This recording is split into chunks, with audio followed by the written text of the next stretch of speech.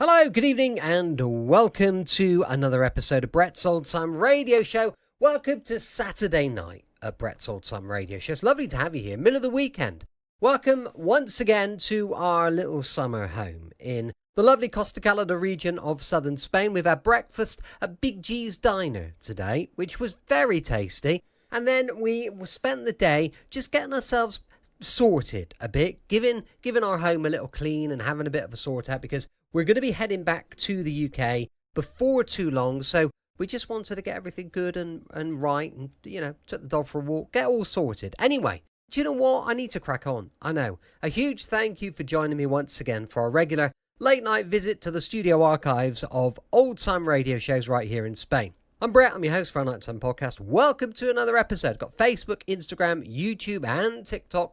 They're all called Brett's Old Time Radio Show. Give us a little follow, go check them out. They might give you a little giggle. It's just a bit about our lives here in, well, just our lives really. It's just a little family podcast almost. Now, do not forget, I have been working on the next adventure in our Danger in the Spanish Sun series. So you need to check the first one out so that you'll understand what's going on in the second one. So pop along to Amazon, search Danger in the Spanish Sun and pick up a copy of the book. I'd appreciate that. That'd be really good. Now then, with it being a Saturday, for the last time, really, for a little while, we're going to be probably next Saturday getting back to insurance investigator Johnny Dollar. But for tonight, it's Saturday Night Theatre with an episode from the 30th of November 1963. This one was written by a guy called R.C. Woodthorpe. Yeah, R.C. Woodthorpe. I know. I should really be featuring stuff that I've written, but we're going to give old Woody a go. Storm over Polchester. Private. Drink, philander, gamble, talk sedition, but don't do it at the foot of Queen Anne's statue. A colossal humbug. You're going to be abusive, Borden. No, not at all. I just begin to see things very clearly. I see that I'll never do for this smug profession, because unlike most people, I wear my faults where I wear my heart, on my sleeve. Perhaps I'd do better growing coffee in Kenya. Your present proclivity, you might. At least I'd be free of cant and hypocrisy, and all the mean egotisms and shabby little rivalries. Oh, Polchester's a sink. I think you've said enough. Oh, I should laugh if I saw it race to the ground. Nothing would give me greater pleasure than to see the back of your beloved Queen Anne. And all she stands for. Oh, don't bother ringing for Vance to show me out. I know the way. Insufferable young rebel.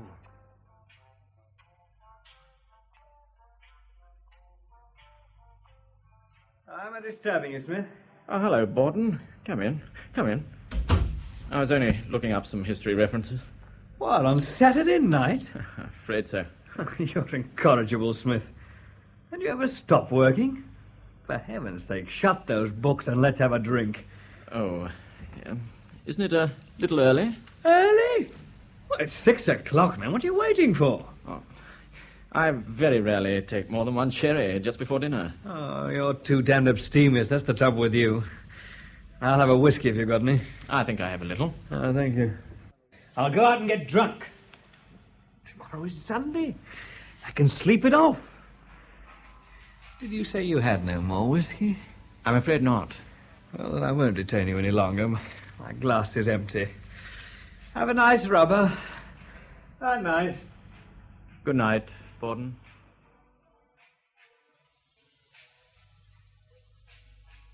Well, how about a whiskey and soda before we begin our game?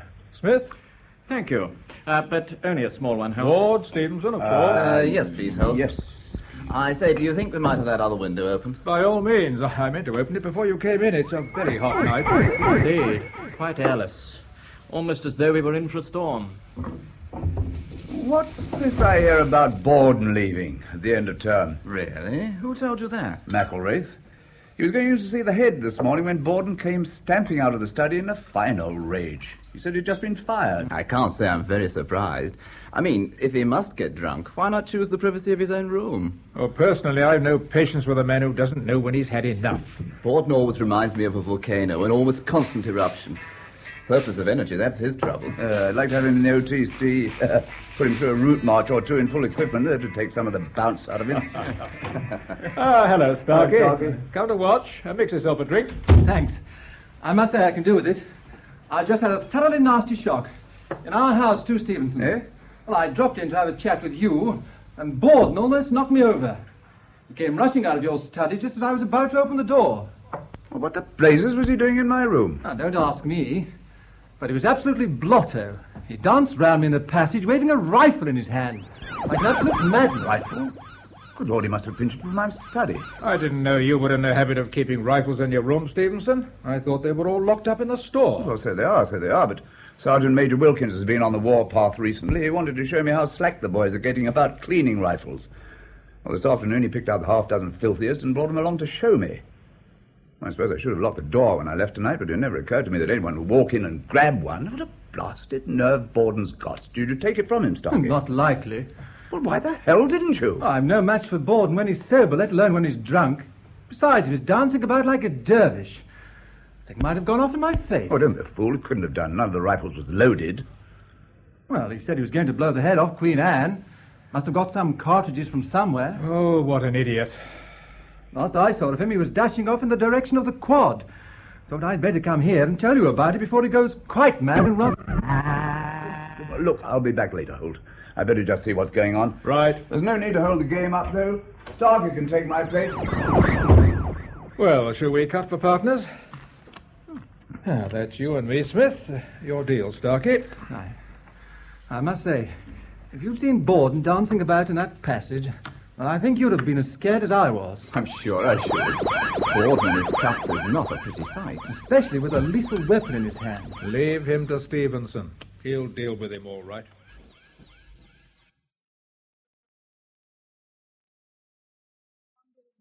To a place and to the people. I shall miss Polchester. Miss you all, in fact. You'll be missed too, McElrath. Oh, thank you. That's always heartening to hear. On the other hand, that is not. What? The moping owl does to the moon complain. I hate the sound. Do you? I rather like it. Perhaps it arouses all my Highland sense of superstition. You think it's a bird of ill omen, then? Undoubtedly, it has that reputation. I suppose it has. Well, McElrath, I think I'd better... Yes, you'd better be going home. I see Holt's house is lit up. The Saturday night card party. I think I'll look in for a wee while and catch the gamesters. Yes. Well, then I'll say good night.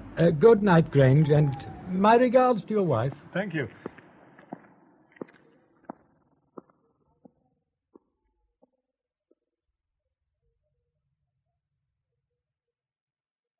Well, that's game and rubber to us, partner. Oh, so it is. And we're down 400 points, Starkey. Oh, dear, I'm sorry. I must say you took a risk with that trump lead. Yes, well, I'm afraid it didn't come off. Pity. Now, let's have a drink. Ah, Stevenson. Well, what about Borden? I can't find him. Looked everywhere. He's probably hiding in some corner. You know how cunning drunks are. But I've locked up my study like the proverbial stable door and had a look around the dormitories. And everything seems to be all right. There's nothing more I can do. Oh, you're just in time for a drink and the end of the rubber. Now, who won? Starkey and I lost. Well, I think you might be getting back to the house, Starkey. Doesn't do for both of us to be away together, especially tonight with that fool Borden on the rampage. No, I'll go now. Yeah, and let me know if you have any more trouble. I certainly shall. Good night, all. Thanks for the game. Good night. I don't wish to disturb you. You're not. We've just finished a rubber. Come and join us. Take my place. No, Holt. Thank you all the same. Please go on with your game. I shall enjoy watching you play. Well, sit down then and let me give you a whiskey. I won't say no to that. All right, shall we cut for deal? Oh, cut for me, partner. Yeah. That was your deal, Smith. Here's your whiskey, McElrath. Oh, thank you. Now, whose call? It's mine. You were a tower of strength last time, partner. Keep it up. I'll do my best. Diamond. 2 clubs. 2 spades. What on earth was that? Sounds like someone firing a shot in the quad. That's Borden. Borden? What do you mean?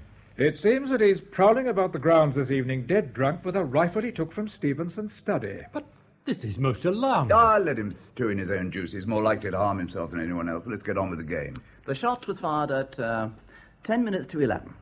Counsel said witness seemed very positive about the time. Witness replied that he had no doubt whatever.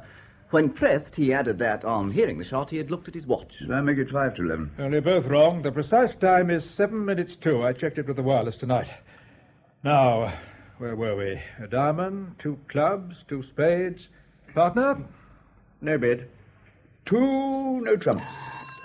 Oh, whoever can that be? It may possibly be Thorold. His light was on in his study when I crossed the quad. He's working late. Hello? Yes? Who? Oh, yes, Vance. I didn't recognize your voice for the moment. Yes? What? Yes, right away. What's the matter, Holt? Something frightful has happened. Thorold's been shot. Shot? Good God. We must go at once.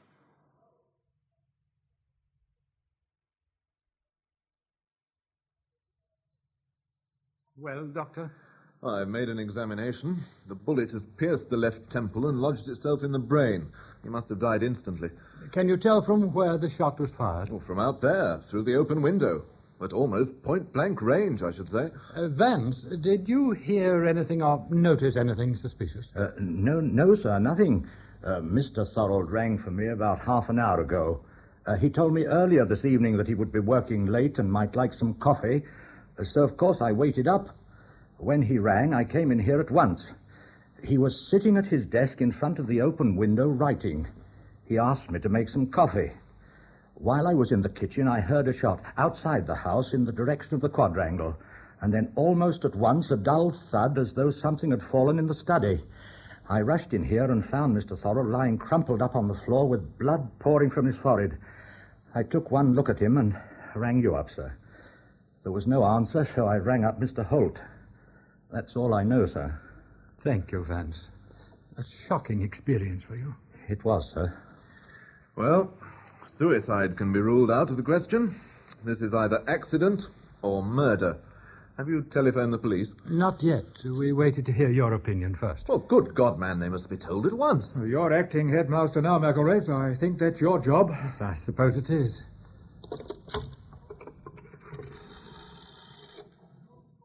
Hello, this is Polchester School. What? Oh, Polchester 3691. Give me the police station, please. It's most urgent.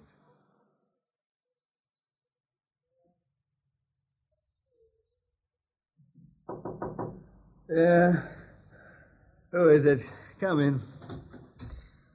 Oh, hello, Smith. Hello, Borden. Oh, nice of you to call, old chap, but damn it, need you come so early? I haven't shaved or had a bath or anything. Borden, you've got to pull yourself together. What, again? Well, you told me that yesterday. This is not a joking matter, so do be serious for once. Perhaps you don't know what's happened? Queen Anne's fallen off her pedestal. Thorold is dead. Huh? Say that again. He was found shot dead in his study last night. Was he indeed? Suicide? Guilty conscience, I wouldn't wonder. There's no question of suicide. Someone shot him through the open window of the study while he was writing at his desk. By God, this'll give Polchester something to think about. This'll galvanize the torpid body of our society. It is doing, I can tell you. Any suspects? At the moment, only one. All the evidence points to you. Me? Damn silly. This is no joke, Borden.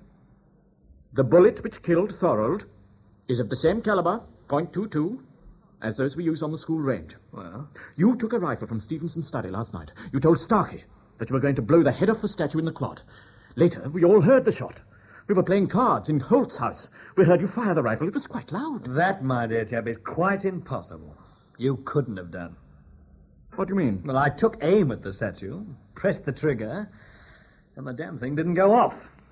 It's hardly surprising I'd forgotten to load it. That's what happens when you're fuddled. I hadn't any cartridges. Silly of me, wasn't it? What did you do with the rifle? I cursed it and flung it away. Where? I haven't the faintest idea. I don't know, probably in someone's flower bed. Then why haven't the police been able to find it? They've searched high and low. There's no trace of it anywhere. Well, obviously someone came across it, picked it up, and carted it off. Anyone who'd done that would have told the police about it by now. But if what you say is true about the rifle not going off, It means that the shot we all heard was fired by someone else, someone who'd got hold of that rifle after you flung it away. Someone who had ammunition and used it. Who is the mysterious assassin? And why did he kill Thorold? Not that he doesn't have my sympathy there. Well, that's a callous thing to say, Borden. Thorold may have had his faults, I know. His dirty little vices, you mean? You're too kind-hearted, Smith. That's the trouble with you. You see the best in everybody. Yes. Well, I try to. Well, you're wasting your time, old chap. Take my word for it. Most people are stinkers, and Thorold was a prize one. Borden, what's this? Oh, I wish you'd sit down. Now, what have you found? This small, empty box with a green label. It's had cartridges in it. Where did you get it?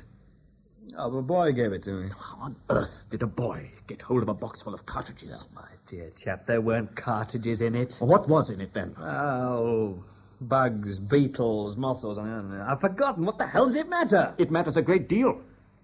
This is the first thing Scotland Yard will pounce on when they question you. Scotland Yard? Oh, yes. The chairman of directors has been in touch with the chief constable of the county and requested that Scotland Yard be called in. Sir Luke is coming down from London this morning. Oh, you better put in a good word for me. You and he are old pals, aren't you? I don't know about old pals. We've known one another for a good many years, in fact, ever since we were up at Oxford together. But, there's one thing I advise you to do, Borden. What's that? Throw this empty box in the fire. Burn it.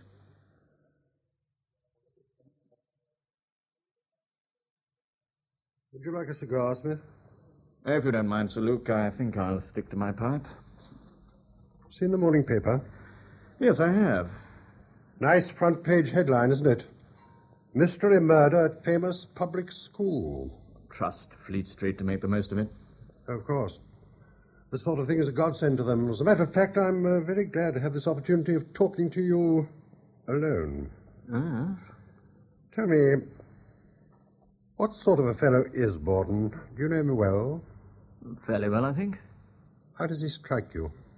Oh, warm-hearted, impulsive, erratic. Given to the bottle, I understand. It's his one weakness, I'm afraid. McElraith tells me that Thorold gave Borden his dismissal yesterday morning. So he seems to have had pretty good grounds for disliking Thorold. Well, you don't kill a man, Sir Luke, merely because you happen to dislike him. To be frank, several of the staff had reasons for disliking Thorold. Oh? Oh, yes. He wasn't an easy person to get on with, you know. He was inclined to bully those people who couldn't stand up to him. Really? Mm. He had his favourites. Fortunately, I was one. I don't quite know why, for we had very little in common. Holt was another, and among the younger masters, Balber. I remember how Thorold fought for that appointment. Personally, I was rather against it. Oh, were you? I didn't see why we needed Italian and French taught in Polchester. No other public school does it. However, the other governors felt differently, so Thorold had his way. I must say I admired him for the way he supported Balber. It wasn't very easy for a young Italian to take his place among us. No, I don't suppose it was. But Thorold wasn't prepared to support Borden.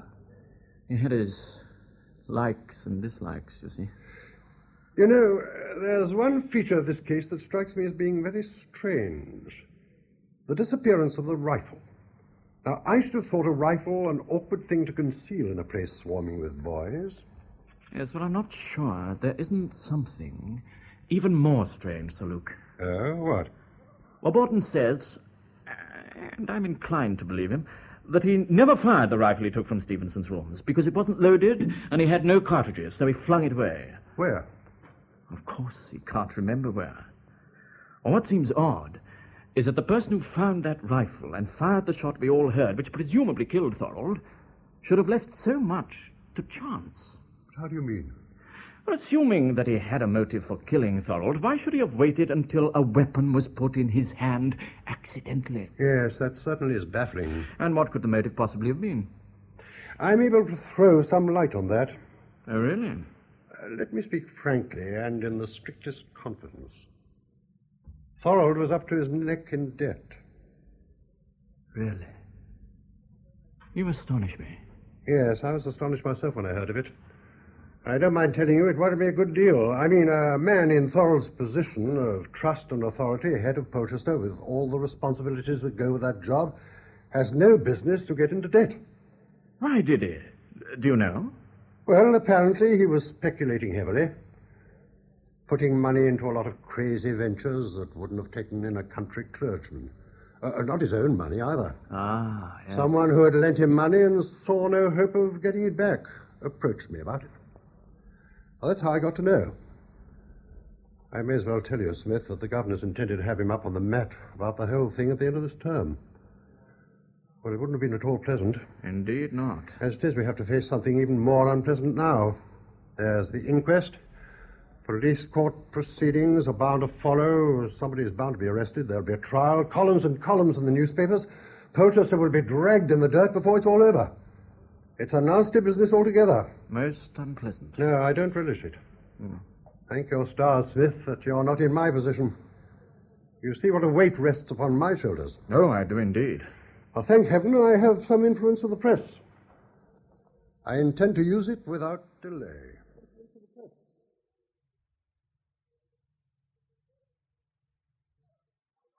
I say, have you seen this? Another juicy headline? No. Our wily old tycoon, Sir Luke Frisby, has burst into print. There's an interview with him on the front page. Oh, what does he say? I have every confidence, a reporter was informed yesterday by Sir Luke Frisby, the city magnate, who is chairman of the governing body of Polchester School, that the police will soon succeed in laying their hands upon the person implicated in this callous crime. We're giving them every possible help, and I'm glad to say that the assistance of Scotland Yard was invoked from the first. Meanwhile, Sir Luke added, the routine of the school is not affected, and work will proceed as usual.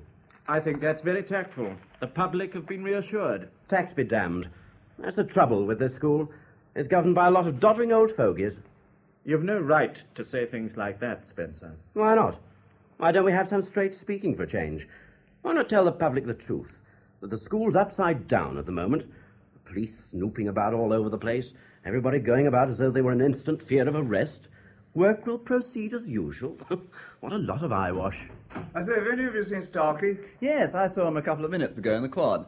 He said he'd be coming along to the common room in about 5 minutes. Oh, I'll wait for him here. Oh, in the meantime, I've an intriguing bit of news. Oh? You remember the trip you took last Hull, Spencer, with some of your boys climbing at Zermatt? Very well. And you ended up at Lugano. We did. Where you ran into Thorold. It was as surprising as finding Smith at the top of the Matterhorn. Yes. Well, I've only just learned that Mrs. Grange was staying at Lugano at the very same time as Thorold. Really? How on earth did you find that out? I dropped in for tea at the Granges yesterday afternoon. Grange wasn't there, but his wife was, and Mrs. Shurey. She let the cat out of the bag. Apparently she knows someone who lives in Lugano and happened to meet Mrs. Grange quite by accident. Well, Mrs. Shurey mentioned that she'd had a letter from her. In a rather a pointed way, I thought. You know, Mrs. Grange looked pretty embarrassed. Well. Thorold and Mrs. Grange both at Lugano. 2 and 2 make 4. Where was Grange? Oh, he was at camp at Salisbury on an OTC course. Conveniently out of the way. Dear, what a wicked world we live in. I think we should avoid jumping to conclusions, Spencer. No doubt there was a very good reason why Mrs. Grange went to Lugano for her holidays. I'm sure there was. And not the one you imply? Still, it does throw an interesting light on things, doesn't it? An ugly motive rears its head. Thorold's death may have been a crime passionnel. Oh, come, Spencer. You can't imagine Grange committing murder. What about Mrs. Grange? Nonsense. She wouldn't spot a fly. Somebody probably said that about Lizzie Borden. Which reminds us of our own dear Borden. He hasn't cleared himself yet. Well, there goes the bell. Our scholars await us. I think it's about time. You're an old clam, Smith. You sit there puffing at your pipe and say nothing. Who do you really think killed Thorold? I haven't made up my mind. Well, tell us when you do.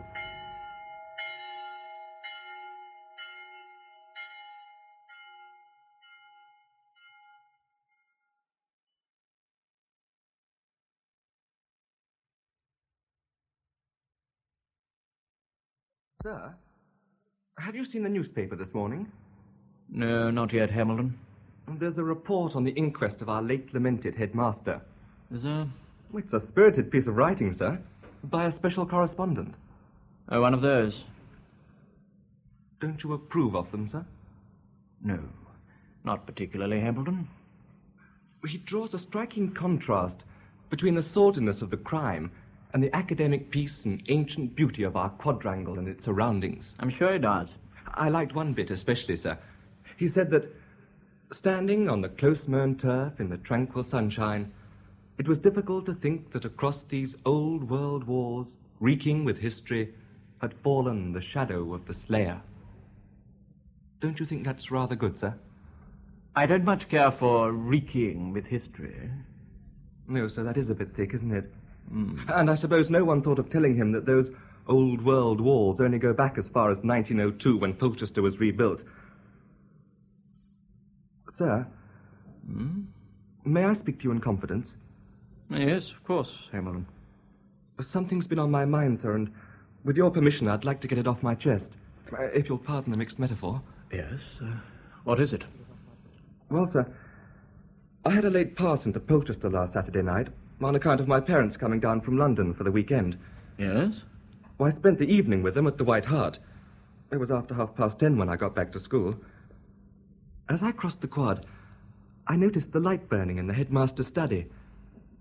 Then, at the corner of the cloisters, I came across a rifle propped up against one of the pillars. An OTC rifle, sir. Well? Well, it seemed odd that it should have been left lying there. I left it where it was, of course. I didn't think it was any of my business to touch it. But just before I got into bed, I happened to look out of the dormitory window and saw Mr. Grange coming across the lawn, carrying a rifle in his hand. Well? Well, I've thought about that a lot, sir. Have you, Hambledon? Yes, sir. Why? Well, sir, it was a coincidence, wasn't it? What was? Well, then Mr. Grange should have been carrying a rifle that very night. And why did he take it into his house? How do you know he did? Well, I watched him, sir, from the dormitory window. And if it's the missing rifle, why hasn't he given it to the police long ago? You mustn't let your imagination run away with you, Hambledon. No, sir. And I don't want to speak ill of a housemaster. No. But there's another thing. There was quite a scene going on in Mr. Grange's house on Saturday morning. I thought of that, too. Yes? What sort of scene? Well, I had to take a book round to him. As I got to the door, I could hear him shouting inside the house, quite violently, sir. Then when he opened the door, I caught sight of Mrs. Grange rushing through the hall in tears and looking as white as a sheet. So? Well, I should have said they'd been having a pretty hectic quarrel, sir. I'm not a married man myself, Hambledon, but I believe that married couples do have their little differences from time to time. Oh, yes, sir. My parents often have a real ding-dong. But this looked like something more serious. Mr. Grange looked awful. I say, Hambledon. Oh, sorry, sir. I didn't know you were here. That's all right, Grosvenor. You seem rather excited. Well, sir, it is pretty exciting, isn't it? What is? You haven't heard, sir. They've found the missing rifle. Good show. Where? In the lake. It was lying in the reeds in not more than a foot of water. Of course, all the fingerprints will have been washed off. Ah, pity. When did this happen? About half an hour ago, sir. What I don't understand is why the police have taken all this time to find it. I mean, it was in such a conspicuous position. They've been searching the school grounds for days. You'd have thought they'd have seen the rifle long ago. Perhaps it wasn't there. Perhaps someone only threw it into the lake last night. That's an idea. But he must have been a pretty poor shot. How'd you know it was a he? It might have been a woman. A rifle would be too heavy for a woman to fling very far. Yes, maybe you've hit on something. Makes you think, though, doesn't it? There must be some people who know more about Mr. Thorold's death than they're saying. Don't you agree, sir? I think that if anyone knows anything at all about this crime, it's their duty to go to the police at once and say so. They may be afraid to go to the police, sir. Then they should go to Mr. McElwraith. They should also remember that until this crime is solved, Polchester and all of us who live here are under the darkest cloud.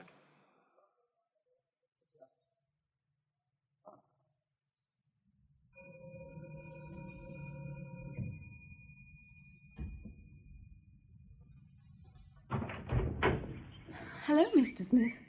Good evening, Mrs. Grange. Did you want to see my husband? He's here. Well, I thought I'd just look in for a few minutes and see you both, if I'm not disturbing you. Well, of course you're not. Do come in. Thank you. As a matter of fact, Henry will be glad you've come. He was going to send a note around to you asking you if you'd call in this evening. Really? Yes, Mr. Smith. Oh, my dear fellow, come in. I'm damn glad to see you. You're the one person Betty and I want to talk to. I've just been telling him. Oh, sit down, have a drink. I don't thank you. I won't have anything if you don't mind. No, of course not. Oh, to be frank, we're in a devil of a hole, and we don't know what to do about it. What's the matter? Bluntly, I'm suspected of murder. Oh, And no. that fellow from Scotland Yard, what's his name? Inspector Bracewater. Yeah, well, he's been round to the house asking all sorts of questions. Beastly, insinuating questions. Yeah, the trouble is, we gave him conflicting answers to some of them. Why did you do that? Well, we didn't mean to, of course, but he was pretty artful. He questioned Betty on her own while I was out of the house. Well, naturally, I didn't want to say anything that would show Henry in a bad light. Of course, when I came in, I didn't know what Betty had told him. We hadn't a chance to compare notes. I'm to blame for it all. Darling, don't be silly. Yes, but I am, Henry. To begin with, I hid the rifle. And then I lied about it. What rifle? The one I picked up on Saturday night when I was crossing the quad. Tell Mr. Smith what happened on Saturday, Henry. Yes, well, to begin with, Betty and I quarrelled that morning. Utterly senseless, of course. I behaved badly. I banged out of the house and stayed out all day, roaming about the countryside. I didn't get back till late in the evening. Then I stumbled on this rifle. It was leaning against the wall by the cloisters. I knew it oughtn't to have been left lying about like that, so I took it home with me. I hadn't gone to bed. I was sitting upstairs in my room waiting for him. Then I heard his footsteps. I looked out of the window and saw Henry coming across the grass in front of the house, carrying a rifle. I was petrified. She actually thought I was going to use it. Well, you can laugh about it now, Henry, but I was sure something awful was going to happen. So when I was asleep, Betty crept out of bed, went down to the hall where I'd left the rifle, and hid it. Yes, I shoved it in the cupboard under the stairs and took the key. Naturally, the next morning I couldn't find it. I asked the maid. She said she hadn't seen it. And by then I was ashamed of myself, so I lied to Henry and said that I hadn't seen it either. Then someone came and told us that Mr. Thorold had been shot dead during the night. I was simply horrified. I knew how angry Henry had been when he left the house the previous morning, and how jealous. Jealous? Of whom? Of Mr. Thorold. That was what our quarrel was about. Henry had heard insinuating things being said just because, well, quite by chance, I happened to be staying in Lugano at the same time as Mr. Thorold. Naturally, well, Henry was upset. I didn't know what he might have done in the rage he was in. I hardly believed him when he said he'd stumbled upon that rifle accidentally. Then I found something else. 2 boxes of cartridges in a drawer in his desk. Well, that frightened the life out of me. It seemed madness to leave them there when the police would probably be searching every house in the school before very long, so I hid them in a drawer in my bedroom. As it happened, darling, that was the worst thing you could have done. I know, but, well, it shows you the state of mind I was in. When the inspector came and started questioning me, I was so terrified I scarcely knew what I was saying. Oh, of course, I should have refused to answer any of his questions until you came in. I almost fainted with relief when I heard the sound in the hall. Darling! I'm in the sitting room. Henry, this is Inspector Bracewater. Oh, Mr. Grange? Yes? Your wife has been good enough to answer several questions that it's been my duty to put to her. Now that you're here, I've one or two that I should like to ask you. Oh, what are they? You are, I believe, the officer in charge of the school's OTC. Yes, I am.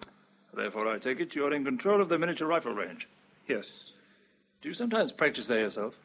Yes, I do. Using, of course, the school ammunition? Yes, .22 cartridges. Do you keep any of these cartridges in the house? Yes, a few. Had you any in your house on the Saturday when Mr. Thorold met his death? I had a couple of boxes.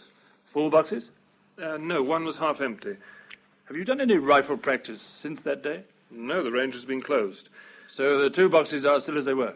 Yes. Where do you keep them? Oh, in a drawer on my desk over there. Might I see them? Yes, of course. Oh, that's funny. What's the matter? They're not here. Perhaps you put them in one of the other drawers. I'm sure I didn't. I'll look.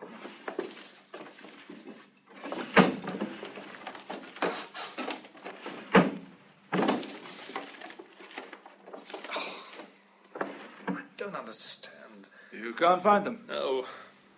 I see. Tell me, do you usually keep a rifle in the house? No, all rifles are locked up in the store when they're not in use on the range. But on the Saturday night in question, you did have one in the house, didn't you? Yes, I did. Why? I found a rifle lying about near the cloisters that I knew shouldn't have been there. I brought it home with me. Why didn't you take it to the store? I was late. I knew the store would be locked up. What did you do with the rifle when you brought it in the house? I left it in the hall. But Mrs. Grange has just told me that there was no rifle in the house. My wife didn't know anything about it. She was in bed when I came in. What time would that be?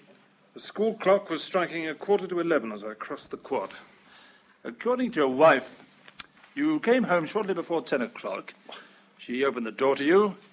You said you were tired and went up to bed at once. No. Inspector, if my wife's made statements that don't tally with mine, what else can you expect under the circumstances? Isn't it only natural that she'd wish to protect me? Then I ask you again, Mrs. Grange, were you aware that your husband brought home a rifle with him and left it in the house? My husband was in a state of great mental agitation that day. If he brought a rifle home with him... Answer my question, please. Did you know there was a rifle in the house? Yes. What happened to it? I took it and put it in a cupboard under the stairs. The same night? Yes. Why did you do that? It was in the way. But your husband has just said that you were in bed asleep when he returned. So I was. During the night, I went down to the kitchen to make myself a hot drink. Well, that's when I saw the rifle in the hall. Did you tell your husband what you'd done with it? No, I forgot. He didn't ask you? I can't remember. What did you think the next morning, Mr. Grange, when the rifle had disappeared from the hall? Did you forget all about it, too? No. I asked the maid if she'd seen it. But not your wife? I may possibly have mentioned it. I'm not sure. You were very casual about this rifle, weren't you? So it seems that your wife. Even when you knew the police were searching for a missing rifle, neither of you said anything about it. Why not? I suggest your wife said nothing because she was trying to shield you. Shield me from what? You suggesting that I had something to do with Thorold's death? You had a rifle in your possession the night he was killed, and 2 boxes of cartridges. You can't find the cartridges. What about the rifle? Presumably it's still in the cupboard. I should like to see it. You can't. I know that, Mrs. Grange. It isn't there, is it? Shall I tell you why? Because either you or your husband took that rifle and flung it into the lake in the school grounds sometime during last night. You'll have to prove that, Inspector. Don't worry, Mr. Grange. We shall do our best to. With that, he got up and left us. I was shaking all over, you see. He was right. Right about what, Mrs. Grange? About the rifle being found in the lake. I threw it there. Good gracious. Henry knows now. I told him, but... Well, he didn't know when the inspector was here. Whatever made you do such a thing? I was frightened. I wanted to get rid of it. I thought the lake was the safest place. Fortunately, I didn't throw it far enough. Hadn't you better be quite honest and tell the inspector? And risk getting Henry into more serious trouble. It seems serious enough as it is. They can't prove anything against him. I'm not so sure about that, darling. They've got quite a lot of circumstantial evidence. Enough possibly to issue a warrant for my arrest. Don't, Henry. I certainly think you should consult your solicitor, Grange, before anything else happens. Yeah, I'm inclined to agree. And I should do so quickly, if I were you. Yes, why not tonight, Henry? Hardly, darling. In any case, I don't know his private number. Oh, the morning will be time enough. For heaven's sake, let's have some more whiskey.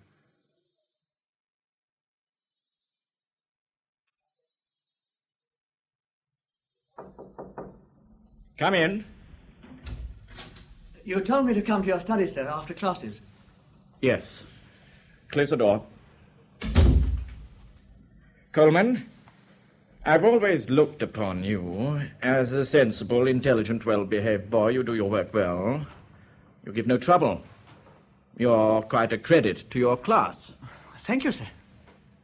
Will you tell me, then, why you went out of your way this morning to create that foolish disturbance during history, not to mention your rudeness to me? Sir, I'm frightfully sorry. I didn't mean to be rude. I only wanted to speak to you in private, and I couldn't think of any other way of managing it. I don't understand you, Coleman. Well, sir, I heard Grosvenor talking about what you had said to him the other morning. Oh, and what did I say? That if anyone knew anything about the death of Mr. Thorold, they should go to the police. And if they were afraid to go to the police, then to Mr. McIlwraith, sir. Well? Mr. McIlwraith isn't very easy to talk to, sir. So I've come to you. Of all the extraordinary boys. You mean you created that rumpus in class purposely to secure this interview? Oh, yes, sir. I knew that if I behaved badly enough, you'd want to see me later in your study. But if you wanted to speak to me, why didn't you come in the ordinary way? I wanted to look as if I hadn't come to you of my own accord, sir. I didn't want the other boys to know I wanted to come and see you. Well, why should that matter? Well, they might think I knew something about the murder. You must be careful of the words you use, Coleman. If you're referring to the death of Mr. Thorold, no one yet has been arrested for murder.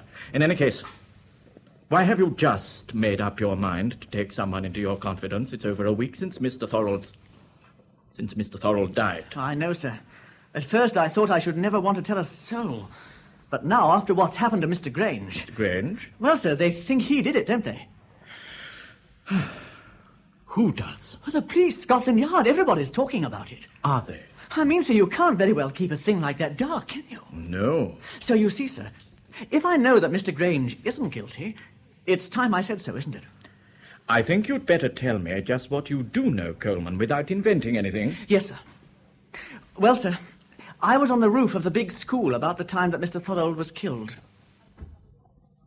You were what? I was exploring, sir.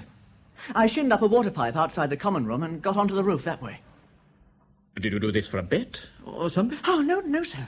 No one else knew. I did it chiefly for exercise.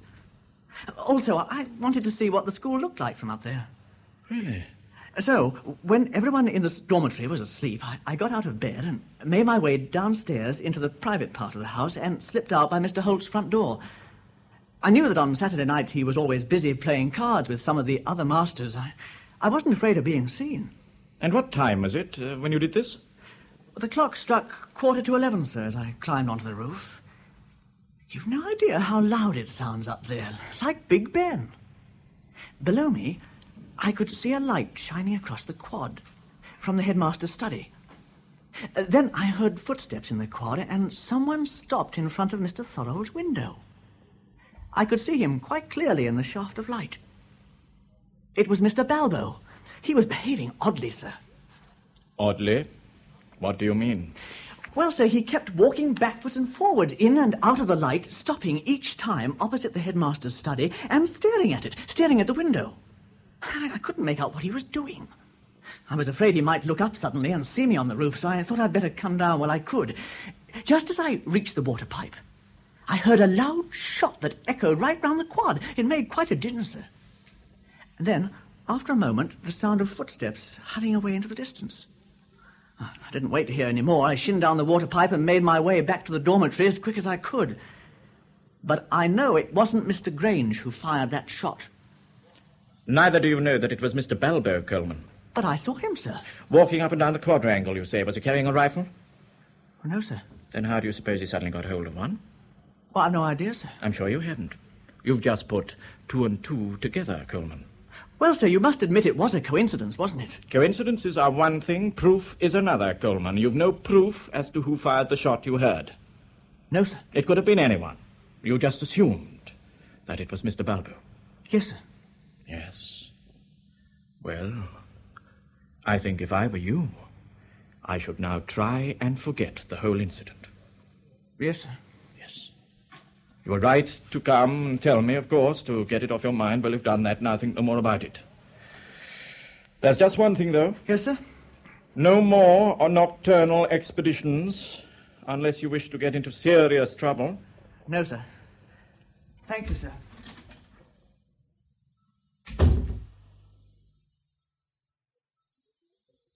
It's an odd story altogether, Smith. Do you believe it?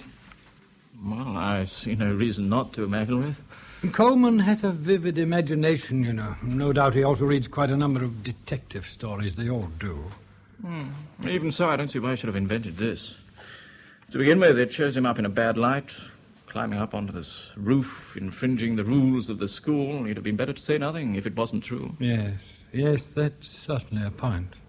And, of course, there's no denying that Balbo's behaviour has been strange ever since this thing happened. You noticed, I suppose, how he broke down completely in chapel during my address about Thorold. Yes. I must say it shocked me to see a grown-up person crying like that. The Italians are an emotional people, McIlraith. They don't consider it unseemly to weep in public. Well, I think they should. Shows a lack of self-control. Besides, Thorold had been very kind to him. It didn't seem to me strange that the young man should have been so grieved at Thorold's murder. You say murder, Smith. I notice everyone now talks of murder. Do you think it could have been anything else? I don't see why it shouldn't have been an accident. Indeed, if Coleman's story is true, it only lends weight to that theory. How exactly? Well, Balbo finds a rifle in the cloisters, picks it up, inadvertently presses the trigger, not knowing that the rifle's loaded, and, of course, it goes off, and kills Thorold sitting at his open window. An infernal accident, Smith, nothing else. I'd like to believe that you're right. And Balbo's been very foolish not to admit this long ago. However, I've just sent Vance over to his house with instructions to ask him to come here at once. When he comes, I think there's only one way of dealing with him. I shan't beat about the bush. I intend to shock him into an admission before he has time to think. Moral courage is not a strong point of the Italian character. He'll probably crumple up at once and give us the whole story. Come in. Yes, Vance. I went across to Mr. Balbo's house, sir, with your message, but he isn't there, sir. He's gone. Gone? What do you mean? He's left Polchester, sir. What? He went early this morning, it seems. I spoke to his landlady. She said that Mr. Balbo had kept a suitcase packed and ready for the last few days. Oh. He told her that his father was very ill in Italy and that he might have to leave suddenly at a moment's notice. So she wasn't surprised when he came to her this morning and said he'd received a cable from Italy and must go at once. He took his suitcase, paid his rent, and went off in his small car. I see. Thank you, Vance. That's all I want from you just now. Yes, sir. What does one do now, Smith? Telephone the police. Is that necessary, do you think? If Balbo's father is ill, there's every reason why he should have gone home. Without telling you? Without taking his leave properly? No, he should have done that, of course. But you know how emotional Italians can be. Well, you've just told me so. They forget everything else at such a moment. Well, in any case, isn't it your duty, McIlraith, to report the movements of all masters to the police at a time like this? Yeah, I suppose you're right. I suppose I shall have to. What do you make of it all, Smith? Oh, I hardly like to say. But do you still believe that Thorold's death may have been an accident? I'd prefer not to answer that for the moment.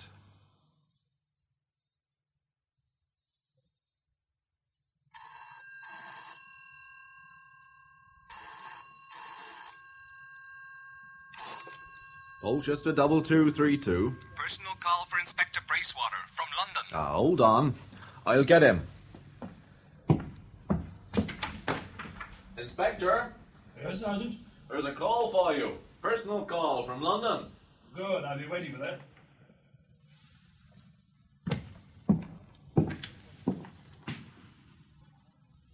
Hello, Inspector Bracewater speaking. I have a call for you. One moment. Go ahead, caller. Hello? Is that you, Bracewater? Yes? Selby speaking, Scotland Yard. Yes, Selby? I've news for you. Reese Silvio Balbo. We've got him. Good. Two of our men picked him up this evening. Where? Dover. He was taking the night ferry to Calais. They're bringing him back to London now. Any resistance? Oh, none at all, I gather. Meek as a lamb. He's not been officially arrested, of course. Can you get him here by 11 o'clock tomorrow morning? The inquest on Thorold is being reopened in the parish room at Polchester before the coroner and local jury. Right, I'll see he's handed over to you by then. Thanks. I'll let you know what happens. Well, good night, Selby. Good night, Inspector.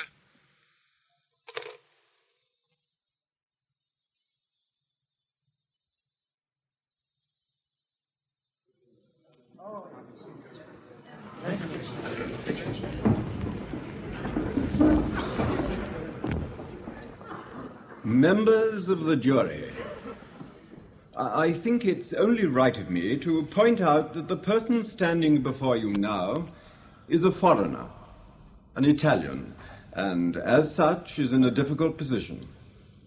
I am sure that he will realize that he will receive nothing but the strictest justice from an English court if he answers our questions fully and frankly.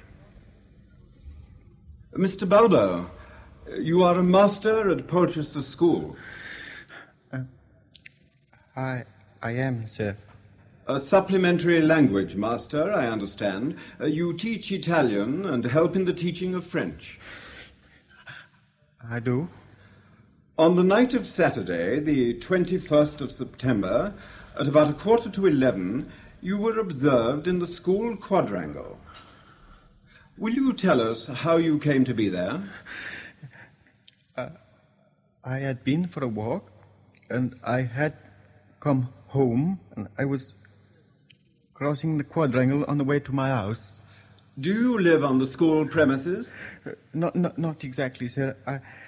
I have rooms in a small house out of the school gates. The landlady has always been very kind to me. Crossing the quadrangle, it seems that you stopped opposite Mr. Thorold's house and then started walking backwards and forwards and staring at the window of his study. Yes. Presumably, you could see Mr. Thorold sitting by the open window, writing. Yes, I saw him. Why did you walk up and down like that? I was making up my mind. To do what? To go and speak to the headmaster. At that time of night? Well, I saw he was alone. I thought it might be a good moment to speak to him. What about? A scheme that had preoccupied me for some time. A scheme? A plan for extending the classes. But on second thoughts, you decided not to speak to Mr. Thorold, at least, not that night. See, I decided not to. What made you change your mind? It was an accident. What sort of accident? My foot struck something at the corner of the cloisters. It fell to the ground. It was Fucili. It was a rifle. I picked it up, and my finger was on the trigger. I do not know what happened. There was an explosion, and I was horrified. I did not know the rifle was loaded. At what level was the rifle when it fired? Level?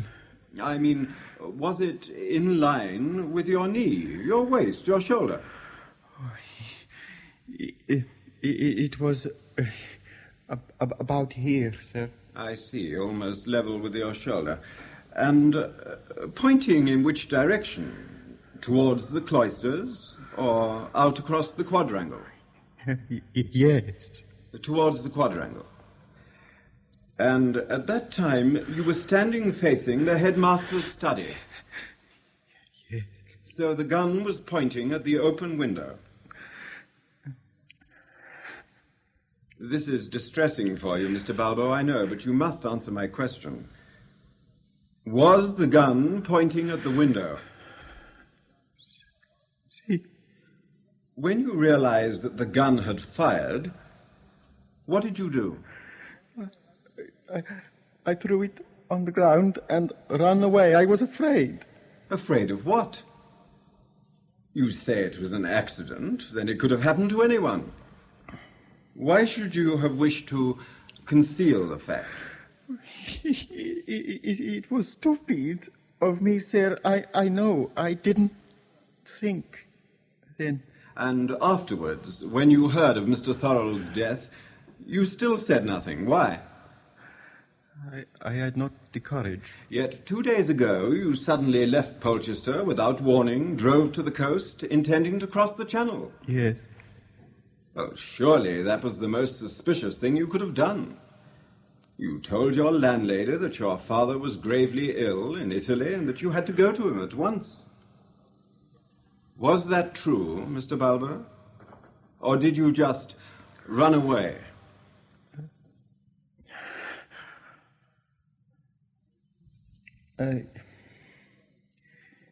It was not true. I see. Then you did a very foolish thing. I'm sorry. Very well, you may sit down. Thank you, sir.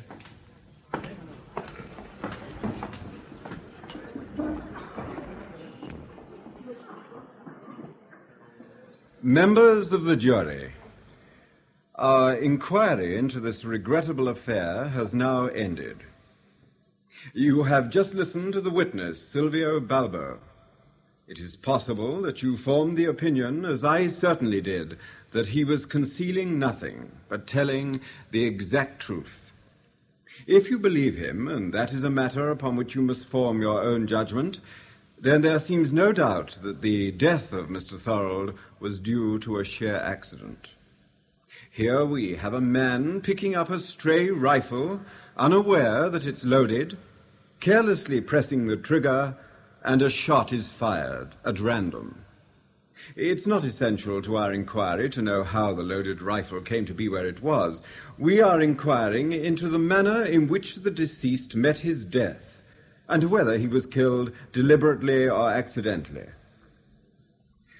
By the law of England, homicide is a matter viewed in very different lights according to the circumstances.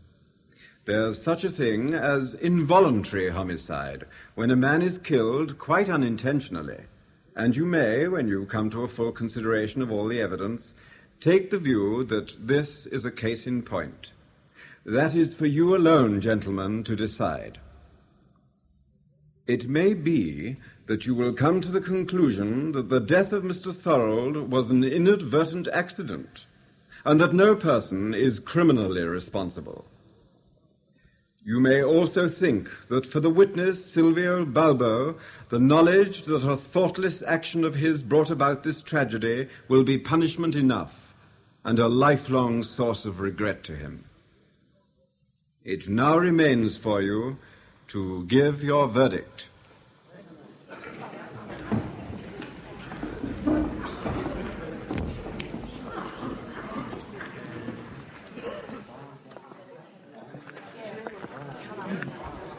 Well, I think that all went off very satisfactorily, don't you, Smith?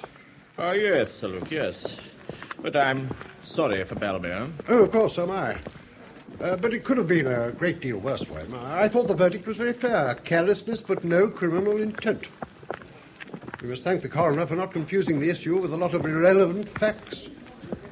No, I don't think it could have gone better. I couldn't help wondering what Inspector Bracewater thought of it all. Did you notice him at the end? No, I can't say I did. Oh, quite obviously. He didn't agree with the verdict. I was watching him.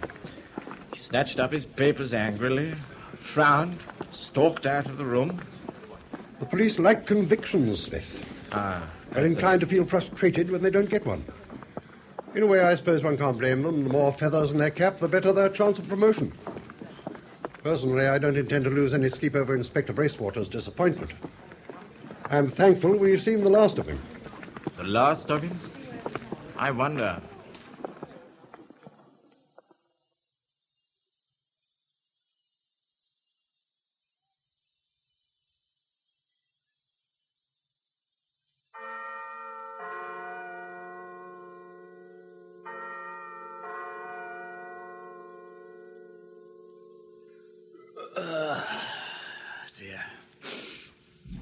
Do you think parents would take these end-of-term reports as seriously if they could see us writing them? They'd be mad if they did. Oh, I shall never get through this pile tonight. Well, the thing is, you've got to be so damn careful what you say these days. When I was a boy, if I got a bad report, my parents played hell with me. Nowadays, they play hell with the schoolmaster and write him an abusive letter. I know. Mr. and Mrs. Grogram complained to the head about my reports last term. But what on earth can you say about such a horrid boy as Grogram? But he has red hair and smells. Oh, no. Oh, help me, somebody. I've come to that lout, Moon-faced Jenkinson.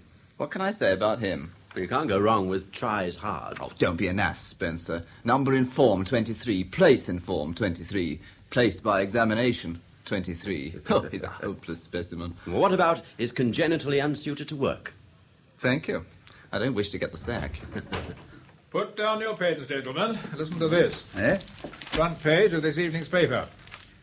It is now known that the Scotland Yard officers charged with the investigation into the death of the headmaster of Polchester School last September have decided to reopen the case. Reopen it? Early developments are expected. I wonder what unsavoury bone they've dug up now. Well, it doesn't surprise me. Oh, why, Spencer? Well, obviously, quite a number of things were politely glossed over at the inquest. What do you mean, glossed over? Well, had I been a member of the jury, I should have felt inclined to ask one or two pertinent questions. But nobody did. Such as? Well, it never seemed to occur to anyone that Thorold might have been dead already, before Balbo picked up the rifle and fired. Oh, that's pretty far-fetched, isn't it? I don't think so. He could have been killed some minutes earlier by another shot. In that case, when we were playing cards in my house, we would have heard 2 shots, not just 1. Not necessarily. Huh? Well, what do you mean? Well, it depends where the first shot was fired from. You know, it'd be interesting to carry out an experiment. And another thing I should have asked, how did the rifle come to be left by the cloisters? Why was it loaded? Who loaded it? If I remember rightly, Spencer, the coroner said that wasn't essential to the inquiry. Well, strictly speaking, perhaps not. But it would have been interesting to know. Yeah, do you suppose this has anything to do with the chairman's sudden visit? I saw Sir Luke drive up in his car about half an hour ago. He went straight away to McElwraith's house. Really? That's odd, isn't it? To drive down to Polchester at this time of night, 2 days before the end of term. Gentlemen, the real fun may only be beginning.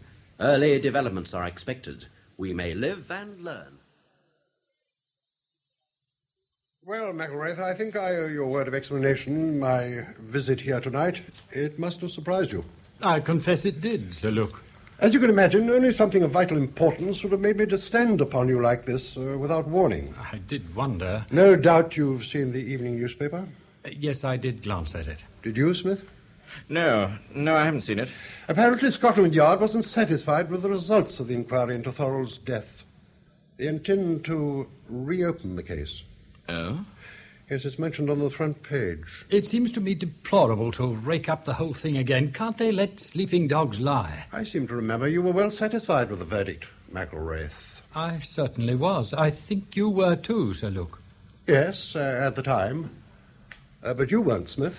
No, not entirely. I thought certain things were never properly explained. But you believe that Thorold was shot by Balbo, accidentally, of course. Everything pointed to it, I must say. But had you doubts? Well, perhaps. If Balbo wasn't the guilty person, then who do you think was? No, I couldn't tell you. Now, let us, for the sake of argument, call the unknown person Jones. Now, what reason had Jones for killing Thorold? He must have had a pretty strong motive. It might, I suppose, be on account of money. Thorold was heavily in debt. Oh, you knew that? Oh, yes. He confided in me one night when I walked back with him to his house. He was very upset. Of course, I was shocked. Thorold was the last person I should have thought. Exactly. So perhaps, as you say, money lies at the root of the whole mystery. Thorold needed to raise money desperately or face the loss of his job, ruin. He may have reached the point at which it didn't seem to matter very much how he raised it. Now, suppose Thorold knew some secret about Jones, something reflecting perhaps on his moral character, something that would be sufficient to damn Jones as a schoolmaster, and Thorold decided to make use of that knowledge. That would be blackmail, Sir Luke. Oh, yes, I agree. It's an ugly thought. But the position would then be this. Thorold wanting money and Jones wanting silence. The chance of a deal. Jones would have no alternative but to comply with Thorold's demands. The stage would be set for drama, gentlemen. But not murder. Possibly Jones never contemplated anything so violent as murder. At least, not until that fatal Saturday night. Ah, yes, I see. I don't know, but I can imagine the scene. He's walking by the quadrangle. He sees the light coming from Thorold's study window and the figure of the headmaster sitting at his desk writing. By accident, he suddenly stumbles upon the rifle that Borden, in his drunken stupor, flung away. It's almost as if fate had put a weapon in his hand. Perhaps only at this very moment does the idea of killing Thorold enter his mind. But aren't you forgetting, Sir Luke, that the rifle wasn't loaded? When Borden tried to fire it, nothing happened. Obviously, he was innocent, which was proved, fortunately. Yes, but that doesn't mean to say that Jones couldn't have loaded the rifle. Perhaps he'd been practicing on the range that same day. Perhaps he had 1 or 2 spare cartridges in his pocket. Surely that's possible. Yes, I suppose it is. Very well, then. He's able to load the gun. Then what does he do? As I see it, he steals across the quadrangle until he's within a few yards of the open window. He takes aim and fires at point-blank range. A second shot is unnecessary. Thorold is dead. Jones leaves the rifle still primed against a pillar of the cloisters, where Balbo found it. And then Jones makes his way home. Where? Ah, if we knew the answer to that question, Smith, we'd be able to lay our hands on Jones. All we know is that he disappeared into the darkness. Still, if I were Jones at this moment, I shouldn't be feeling very comfortable. The net is drawing tighter. He must know that he can't escape. I think one can feel almost pity for him. Pity for a murderer? Well, at least pity for his predicament. Ah, yes. Do you think I might have a drop more of your excellent whiskey, McElwraith? Of course, Sir Luke, of course. Smith? No, thank you, and if you'll excuse me, I'm afraid I must be getting along. I've several reports to finish tonight. End of term, eh? Mm-hmm. Busy time for you all. Yes, indeed. Well, good night, Sir Luke. Good night, Smith. Oh, I'll look in on you in the morning before I leave. Ah, good. Good night, McElwraith. Good night. Your whiskey, Sir Luke. Oh, thank you, McElwraith. Tell me, have you ever tried your hand at writing a play? You're joking, McElwraith. No, I'm not. I think you have a flair for plots. Really? What makes you say that? Well, I think your reconstruction of the crime is quite fascinating. But hardly convincing? I wouldn't say that. It holds water, up to a point. Up to which point? You assume that Thorold knew some secret about this mysterious man, Jones. A secret that could wreck his career. Yes? Isn't that taking rather a lot for granted? And what could the secret possibly be? I can imagine what it might be. Can you? I confess I can't. Call it a moral lapse. Of what kind? The oldest kind in the world. An affair with some woman. Perhaps an illegitimate child. Oh, surely. Such a thing would do no harm to a businessman, but it could shatter the career of a schoolmaster, as you know. Yes, I grant you that. Even so, supposing that was the secret, how on earth could Thorold know it? Well, supposing the woman, whoever she was dependent upon Jones for money. Jones may have grown tired of her. Perhaps he refused to support her any longer. In those circumstances, what would a woman like that be likely to do? She would be desperate. She would have nothing to lose. What is to prevent her from writing a letter to Thorold, begging him to use his influence with Jones? It's feasible, but... But unlikely, you think? I should say so. What if I were to tell you, McElwraith, that that's exactly what happened? How can you know that? I have seen the letter. It was among certain private papers belonging to Thorold. It contains the name of the woman who wrote it and the name of the man she was writing about. The man I've called Jones. I don't need to keep up that pretense any longer, McElwraith, do I? You know his name.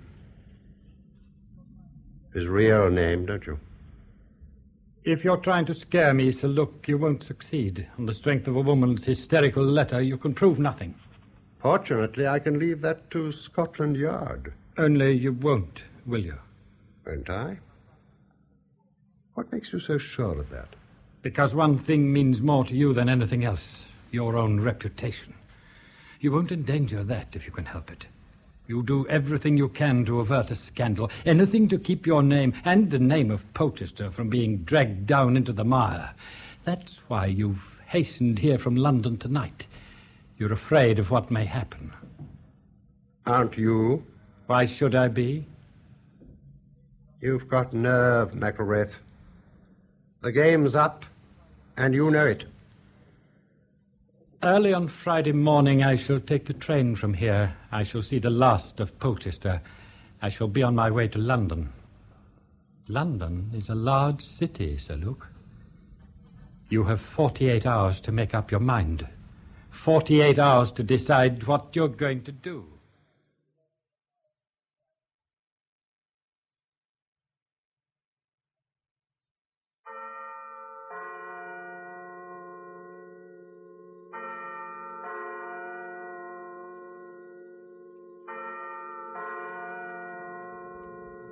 Henry? Yes, darling? Breakfast ready. Coming. Shall I pour your tea now? Please. Oh, I say, how nice this is, isn't it? First morning of the holidays, sheer peace. I know. Isn't it heavenly? And then he realises the noise those boys make when they've gone. All the same, what would we do without them, darling? Lots of things. Such as? We could travel. On what? Trains, ships, aeroplanes. Using what for money? Yes, of course we'd need money. Exactly. That must be the newspaper. I'll go. You get on with your egg. Right.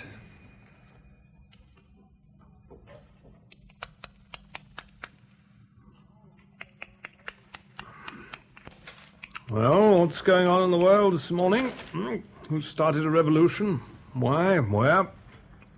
Henry. Yes, darling? Listen to this. An unlucky school, tragic death of another Polchester master. When the Southern Railway steamer SS Arundel arrived at Le Havre last night, delayed 5 hours by storm, it was discovered that a first-class passenger was missing. The vessel had met with heavy seas, and it is feared that the person in question was washed overboard. Luggage and a passport, which were unclaimed, bore the name of James McElwraith and an address at Polchester School. McElwraith? Mr. McElwraith had been acting headmaster since the death of Mr. Thorold, who was found shot dead in his study one night last September. Recently appointed headmaster of a school in Edinburgh, Mr. McElwraith was to have proceeded to his new post in a month's time. God, I don't understand.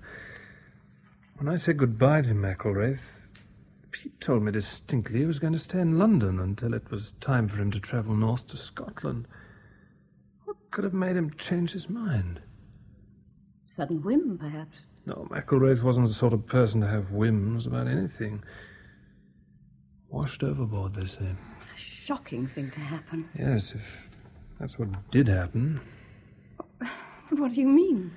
Well, no one was there to prove it, I suppose. Are you suggesting suicide? Who knows? A man like McElwraith? No, I can't believe that, Henry. He was far too strong-minded, far too much in control of himself. Yes, but... Well, he had everything to look forward to. A new job, better pay, more important position.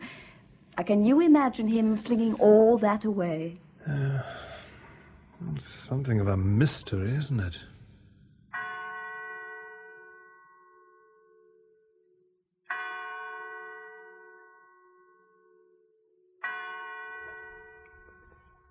In Storm over Polchester by R.C. Woodthorpe, adapted for broadcasting by Howard Agg, the part of McElwraith was played by Duncan McIntyre.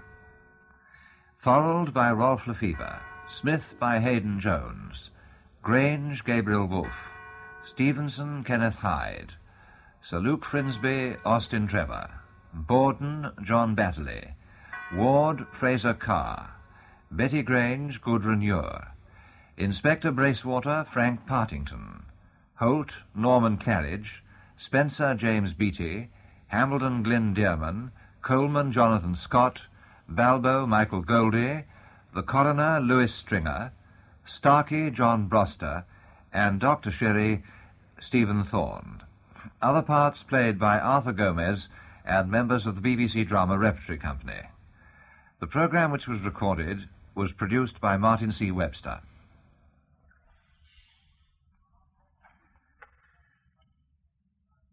Our play in the Home Service on Monday evening, Time of the Guiltless, has been cancelled, as it deals with the theme of political assassination.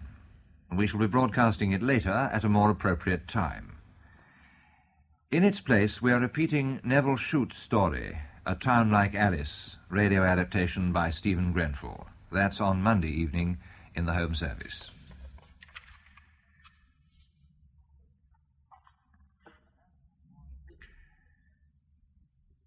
A national memorial service for the late President Kennedy will be held in St. Paul's Cathedral at 3 o'clock tomorrow. This service is intended as a national tribute to the late President, and arrangements have been made for many seats to be available to members of the public. Closed-circuit television will be installed in the crypt, and the service will be relayed over a public address system to listeners outside the cathedral. It begins at 3 o'clock on Sunday afternoon. The service will also be broadcast in the Home Service and on BBC Television. Welcome back. Hope you enjoyed our latest adventure with Saturday Night Theatre. Don't forget, we'll be back with a man called X tomorrow, going live at 5 p.m. UK time. Thanks for listening. I'll be with you 7 days a week, each and every week, and I'll see you tomorrow on Brett's Old Time Radio Show. Love you. Bye.